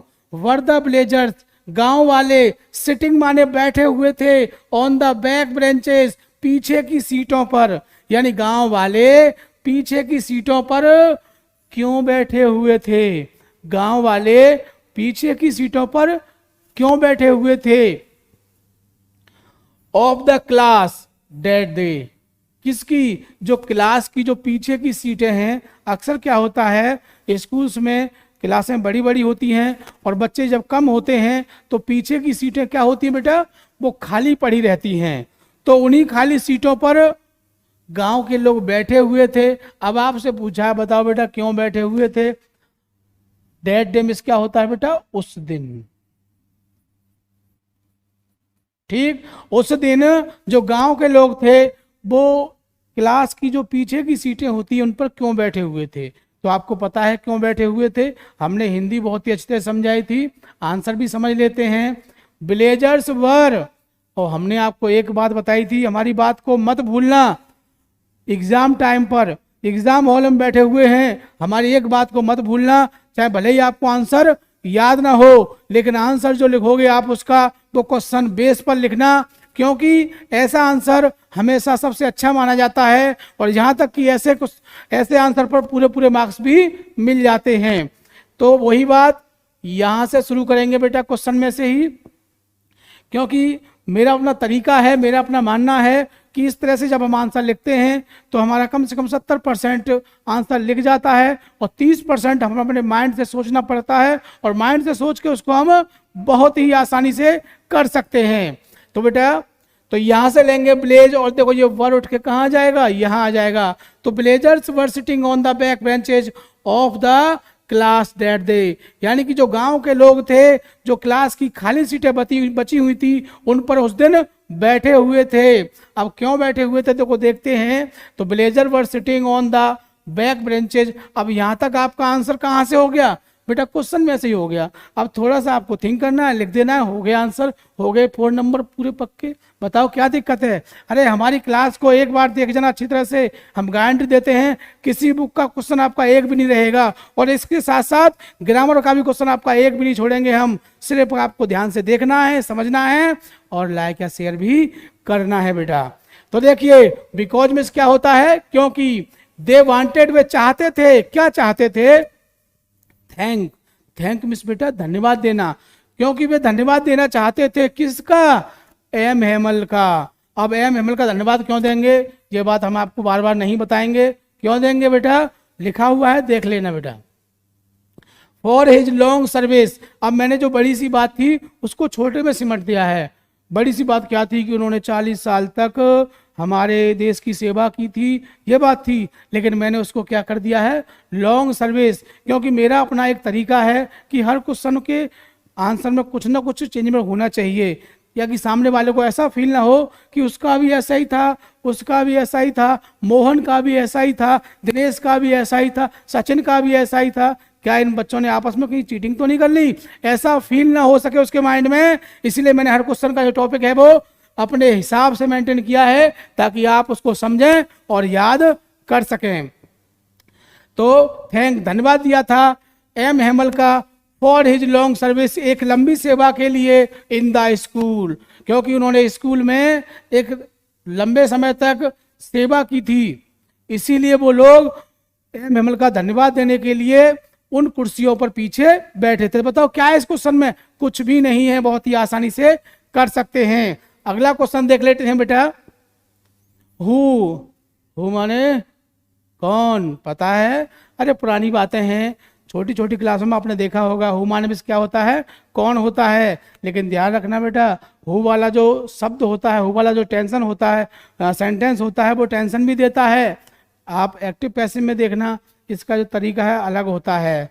तो हु की अपनी अलग पहचान है, इसलिए हु माने क्या होता है, कौन होता है। और ये इसी चीज को हम कंपाउंड या कॉम्प्लेक्स में फील करेंगे तो हु माने जो होता है। बेटा क्या होता है, हु माने जो होता है। अगर इसको हम कंपाउंड में देखते हैं, उसमें कॉम्प्लेक्स में देखते हैं तो हु माने क्या होता है, जो होता है। बता देंगे, कभी कोई सेंटेंस आएगा तो इस चीज को हम बिल्कुल डिक्लेयर कर देंगे कि हु माने जो भी होता है, ठीक है ना। तो हु वाज वास्टर, इसको हम वाक्टर कह सकते हैं, वाचर भी कह सकते हैं, क्योंकि मैंने पहले ही बताया था, फिर बता रहा हूं कि CH के बाद जो T आता है वो साइलेंट रहता है।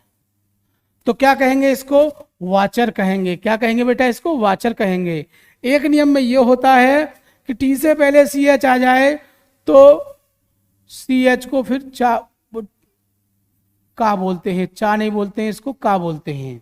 तो क्या हो जाएगा, एक तो हो जाएगा ये वाचर, ठीक है। देखो शब्दों को सही बोलना आना चाहिए, क्योंकि जब सही नहीं बोला जाएगा तो पढ़ने में दिक्कत होगी और सामने वाला सुनेगा तो फिर हमको बहुत ज़्यादा दिक्कत होती है कि हमारे पढ़ाने वाले बच्चे गलत पढ़ रहे हैं। तो वाचर कह सकते हैं। और हम इसको का की श्रेणी में रखें, जैसे आपने लिखा देखा होगा चेमिस्ट्री, चेमिस्ट्री लिखा होता है और पढ़ते क्या है बेटा, उसको हम केमिस्ट्री पढ़ते हैं, ठीक है ना। उसमें भी CH होता है। तो अब इसको क्या पढ़ेंगे, तो वाक्टर। अब दोनों वर्ड आपके सही हैं, इसमें एक लैंग्वेज के हिसाब से ये सही है और एक लैंग्वेज के हिसाब से ये सही है, दोनों ही सही हैं, ठीक है ना। तो हु वाज वाक्टर या वाचर कौन था, वाचर कौन था या वाक्टर कौन था। Why did he call French, और उसने फ्रेंच को क्यों बुलाया। बेटा इसमें दो बातें पूछ ली हैं। अब ये मत कहना कि सर दो बातें पूछ ली हैं तो ये क्या हो गया, लॉन्ग हो गया। नहीं, दो बातें पूछी हैं तो छोटी छोटी दो बातें बता दीजिए ना, आंसर पूरा हो जाएगा। तो आंसर देखते हैं, Wachter was a blacksmith. सही आंसर लिखना है। हु वाले क्वेश्चन का सही आंसर लिखने का तरीका मैं आपको बता देता हूं कि जब किसी क्वेश्चन में अगर शुरू में आपको हु देखने को मिल जाए तो हु की जगह मुख्य शब्द लगा दीजिए, आंसर आपका हो जाएगा। तो हु की जगह क्या लगाना है,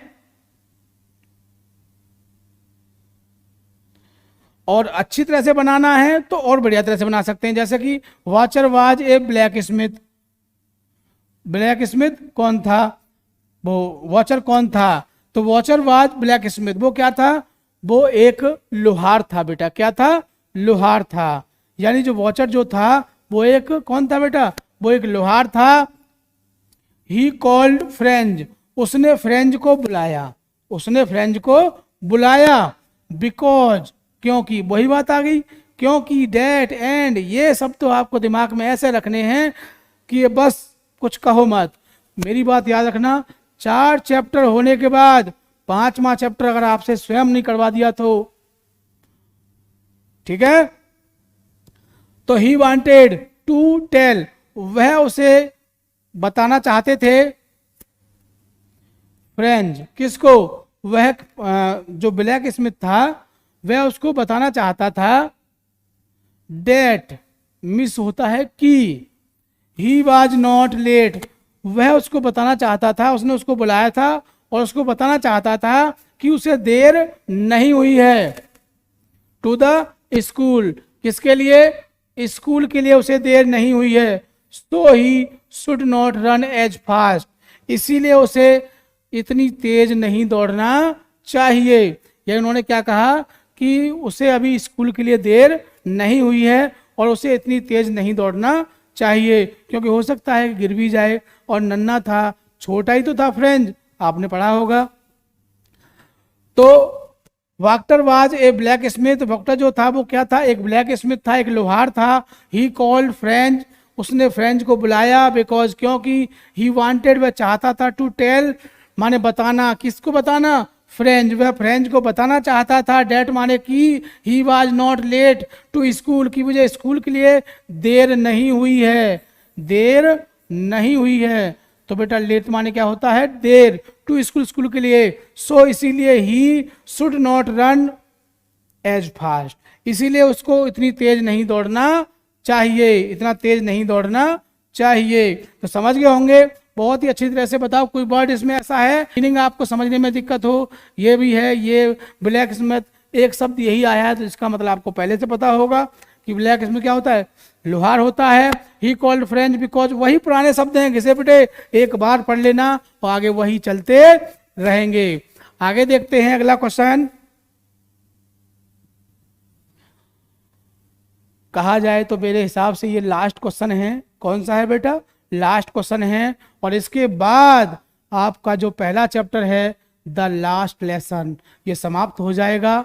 और इसकी जो भी चीज़ें हैं, हमने आपको हिंदी भी समझाई थी, उसकी वीडियो भी देखा करो बार बार, क्योंकि जब आपके माइंड में हिंदी बैठ जाएगी तो फिर किसी के लिए जगह नहीं बचेगी। I mean, मेरा कहने का मतलब है कि आप फिर किसी भी क्वेश्चन को आसानी से कर सकते हैं। तो लास्ट क्वेश्चन है, इसको भी देख लेते हैं ताकि चैप्टर समाप्त हो जाए और आपकी समझ में सब कुछ आ जाए। फिर नेक्स्ट डे 6 o'clock उसी समय फिर आपको साथ मुलाकात होगी हमारी, किसके साथ, अगले चैप्टर के साथ। और वो चैप्टर तो मैं बता दूं आपको बहुत ही अच्छा चैप्टर है, बहुत ही बढ़िया चैप्टर है, जिसमें आपको बिल्कुल भी दिक्कत नहीं होगी। और सबसे खास बात, जो राइटर हैं उसके अपने इंडिया के हैं, इनका नाम है अनीस जंग। क्या है, अनीस जंग, बहुत अच्छा नाम है। अनीस नाम आपने सुना होगा, आपके आसपास लोग रहते होंगे तो अनीस नाम किसी का होगा। तो क्वेश्चन नंबर 30 देखते हैं। What was the condition, condition means बेटा क्या होता है, दशा, कंडीशन मीन्स क्या होता है, दशा। तो व्हाट मीन्स क्या, वाज माने था, थी, थे, द कंडीशन दशा, ऑफ फ्रेंच माने फ्रेंच की। तो फ्रेंच की क्या दशा थी, व्हेन जब, his name was called in the class, जब क्लास में, जब कक्षा में उसका नाम बोला गया तो उसकी दशा क्या थी। अब आपको पता होगा कि एक बच्चे की क्या दशा होती है जब क्लास में उसका नाम बोला जाए कुछ सुनाने के लिए और उसको कुछ याद ना हो। तो अब इसमें ज़्यादा कुछ कहने की जरूरत नहीं है, क्योंकि आप इस रास्ते से गुजर रहे हैं। तो क्या कंडीशन है आप खुद समझ रहे होंगे बेटा।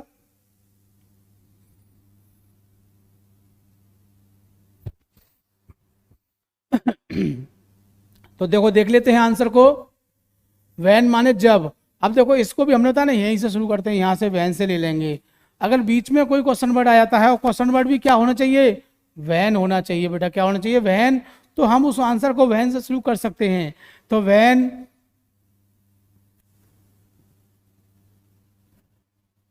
यहां पर ये मिस्टेक है बेटा, सही कर देते हैं। वैन हिज है, ये क्या है बेटा, हिज।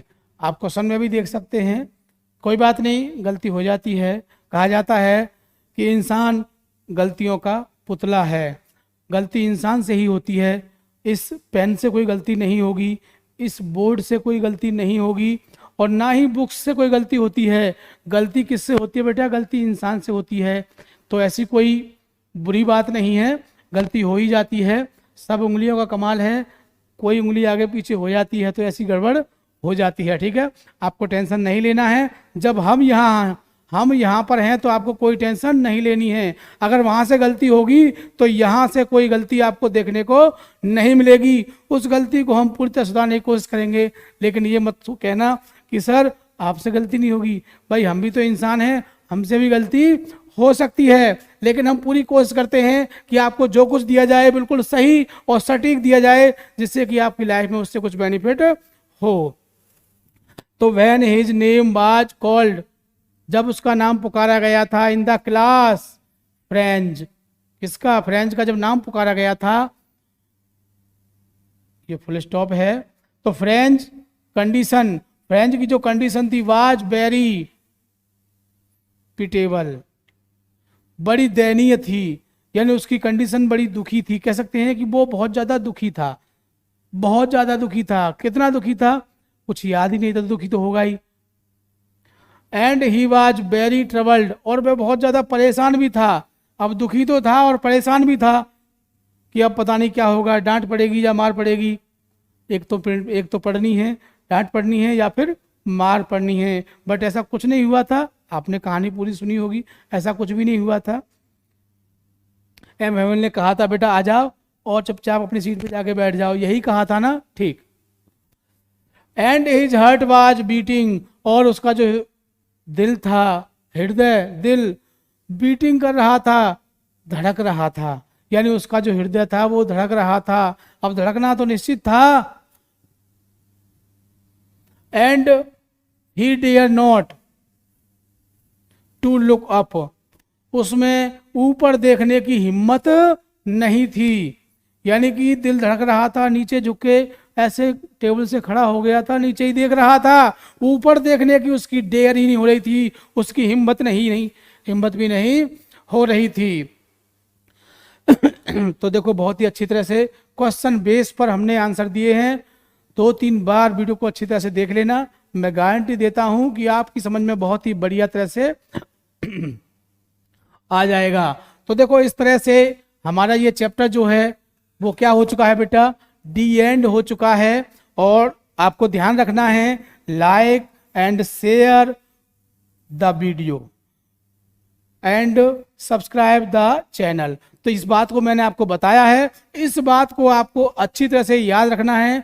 मैं ज़्यादा नहीं कहता हूँ, मैं या तो आपसे शुरू में कहूँगा या फिर लास्ट में, क्योंकि आप खुद समझदार हो, इंटरमीडिएट में पढ़ते हैं कि आपको क्या करना है। आपको क्या करना है, चैनल को सब्सक्राइब करना है और ज़्यादा से ज़्यादा लाइक और शेयर करना है, ताकि सभी लोग समझ सकें, इसको देख सकें, ठीक है ना। तो अगले चैप्टर में, अगली क्लास में मिलते हैं। अगले चैप्टर के साथ नाम पता होगा आपको, लॉस्ट स्प्रिंग, और राइटर भी पता होगा आपको, क्या है, अनीस जंग, क्योंकि हमने आपको जो सिलेबस बताया था उसमें सब चीज़ को डिस्कस किया था, ऐसी कोई नई बात नहीं है, ठीक है। थैंक यू, जय हिंद, जय भारत।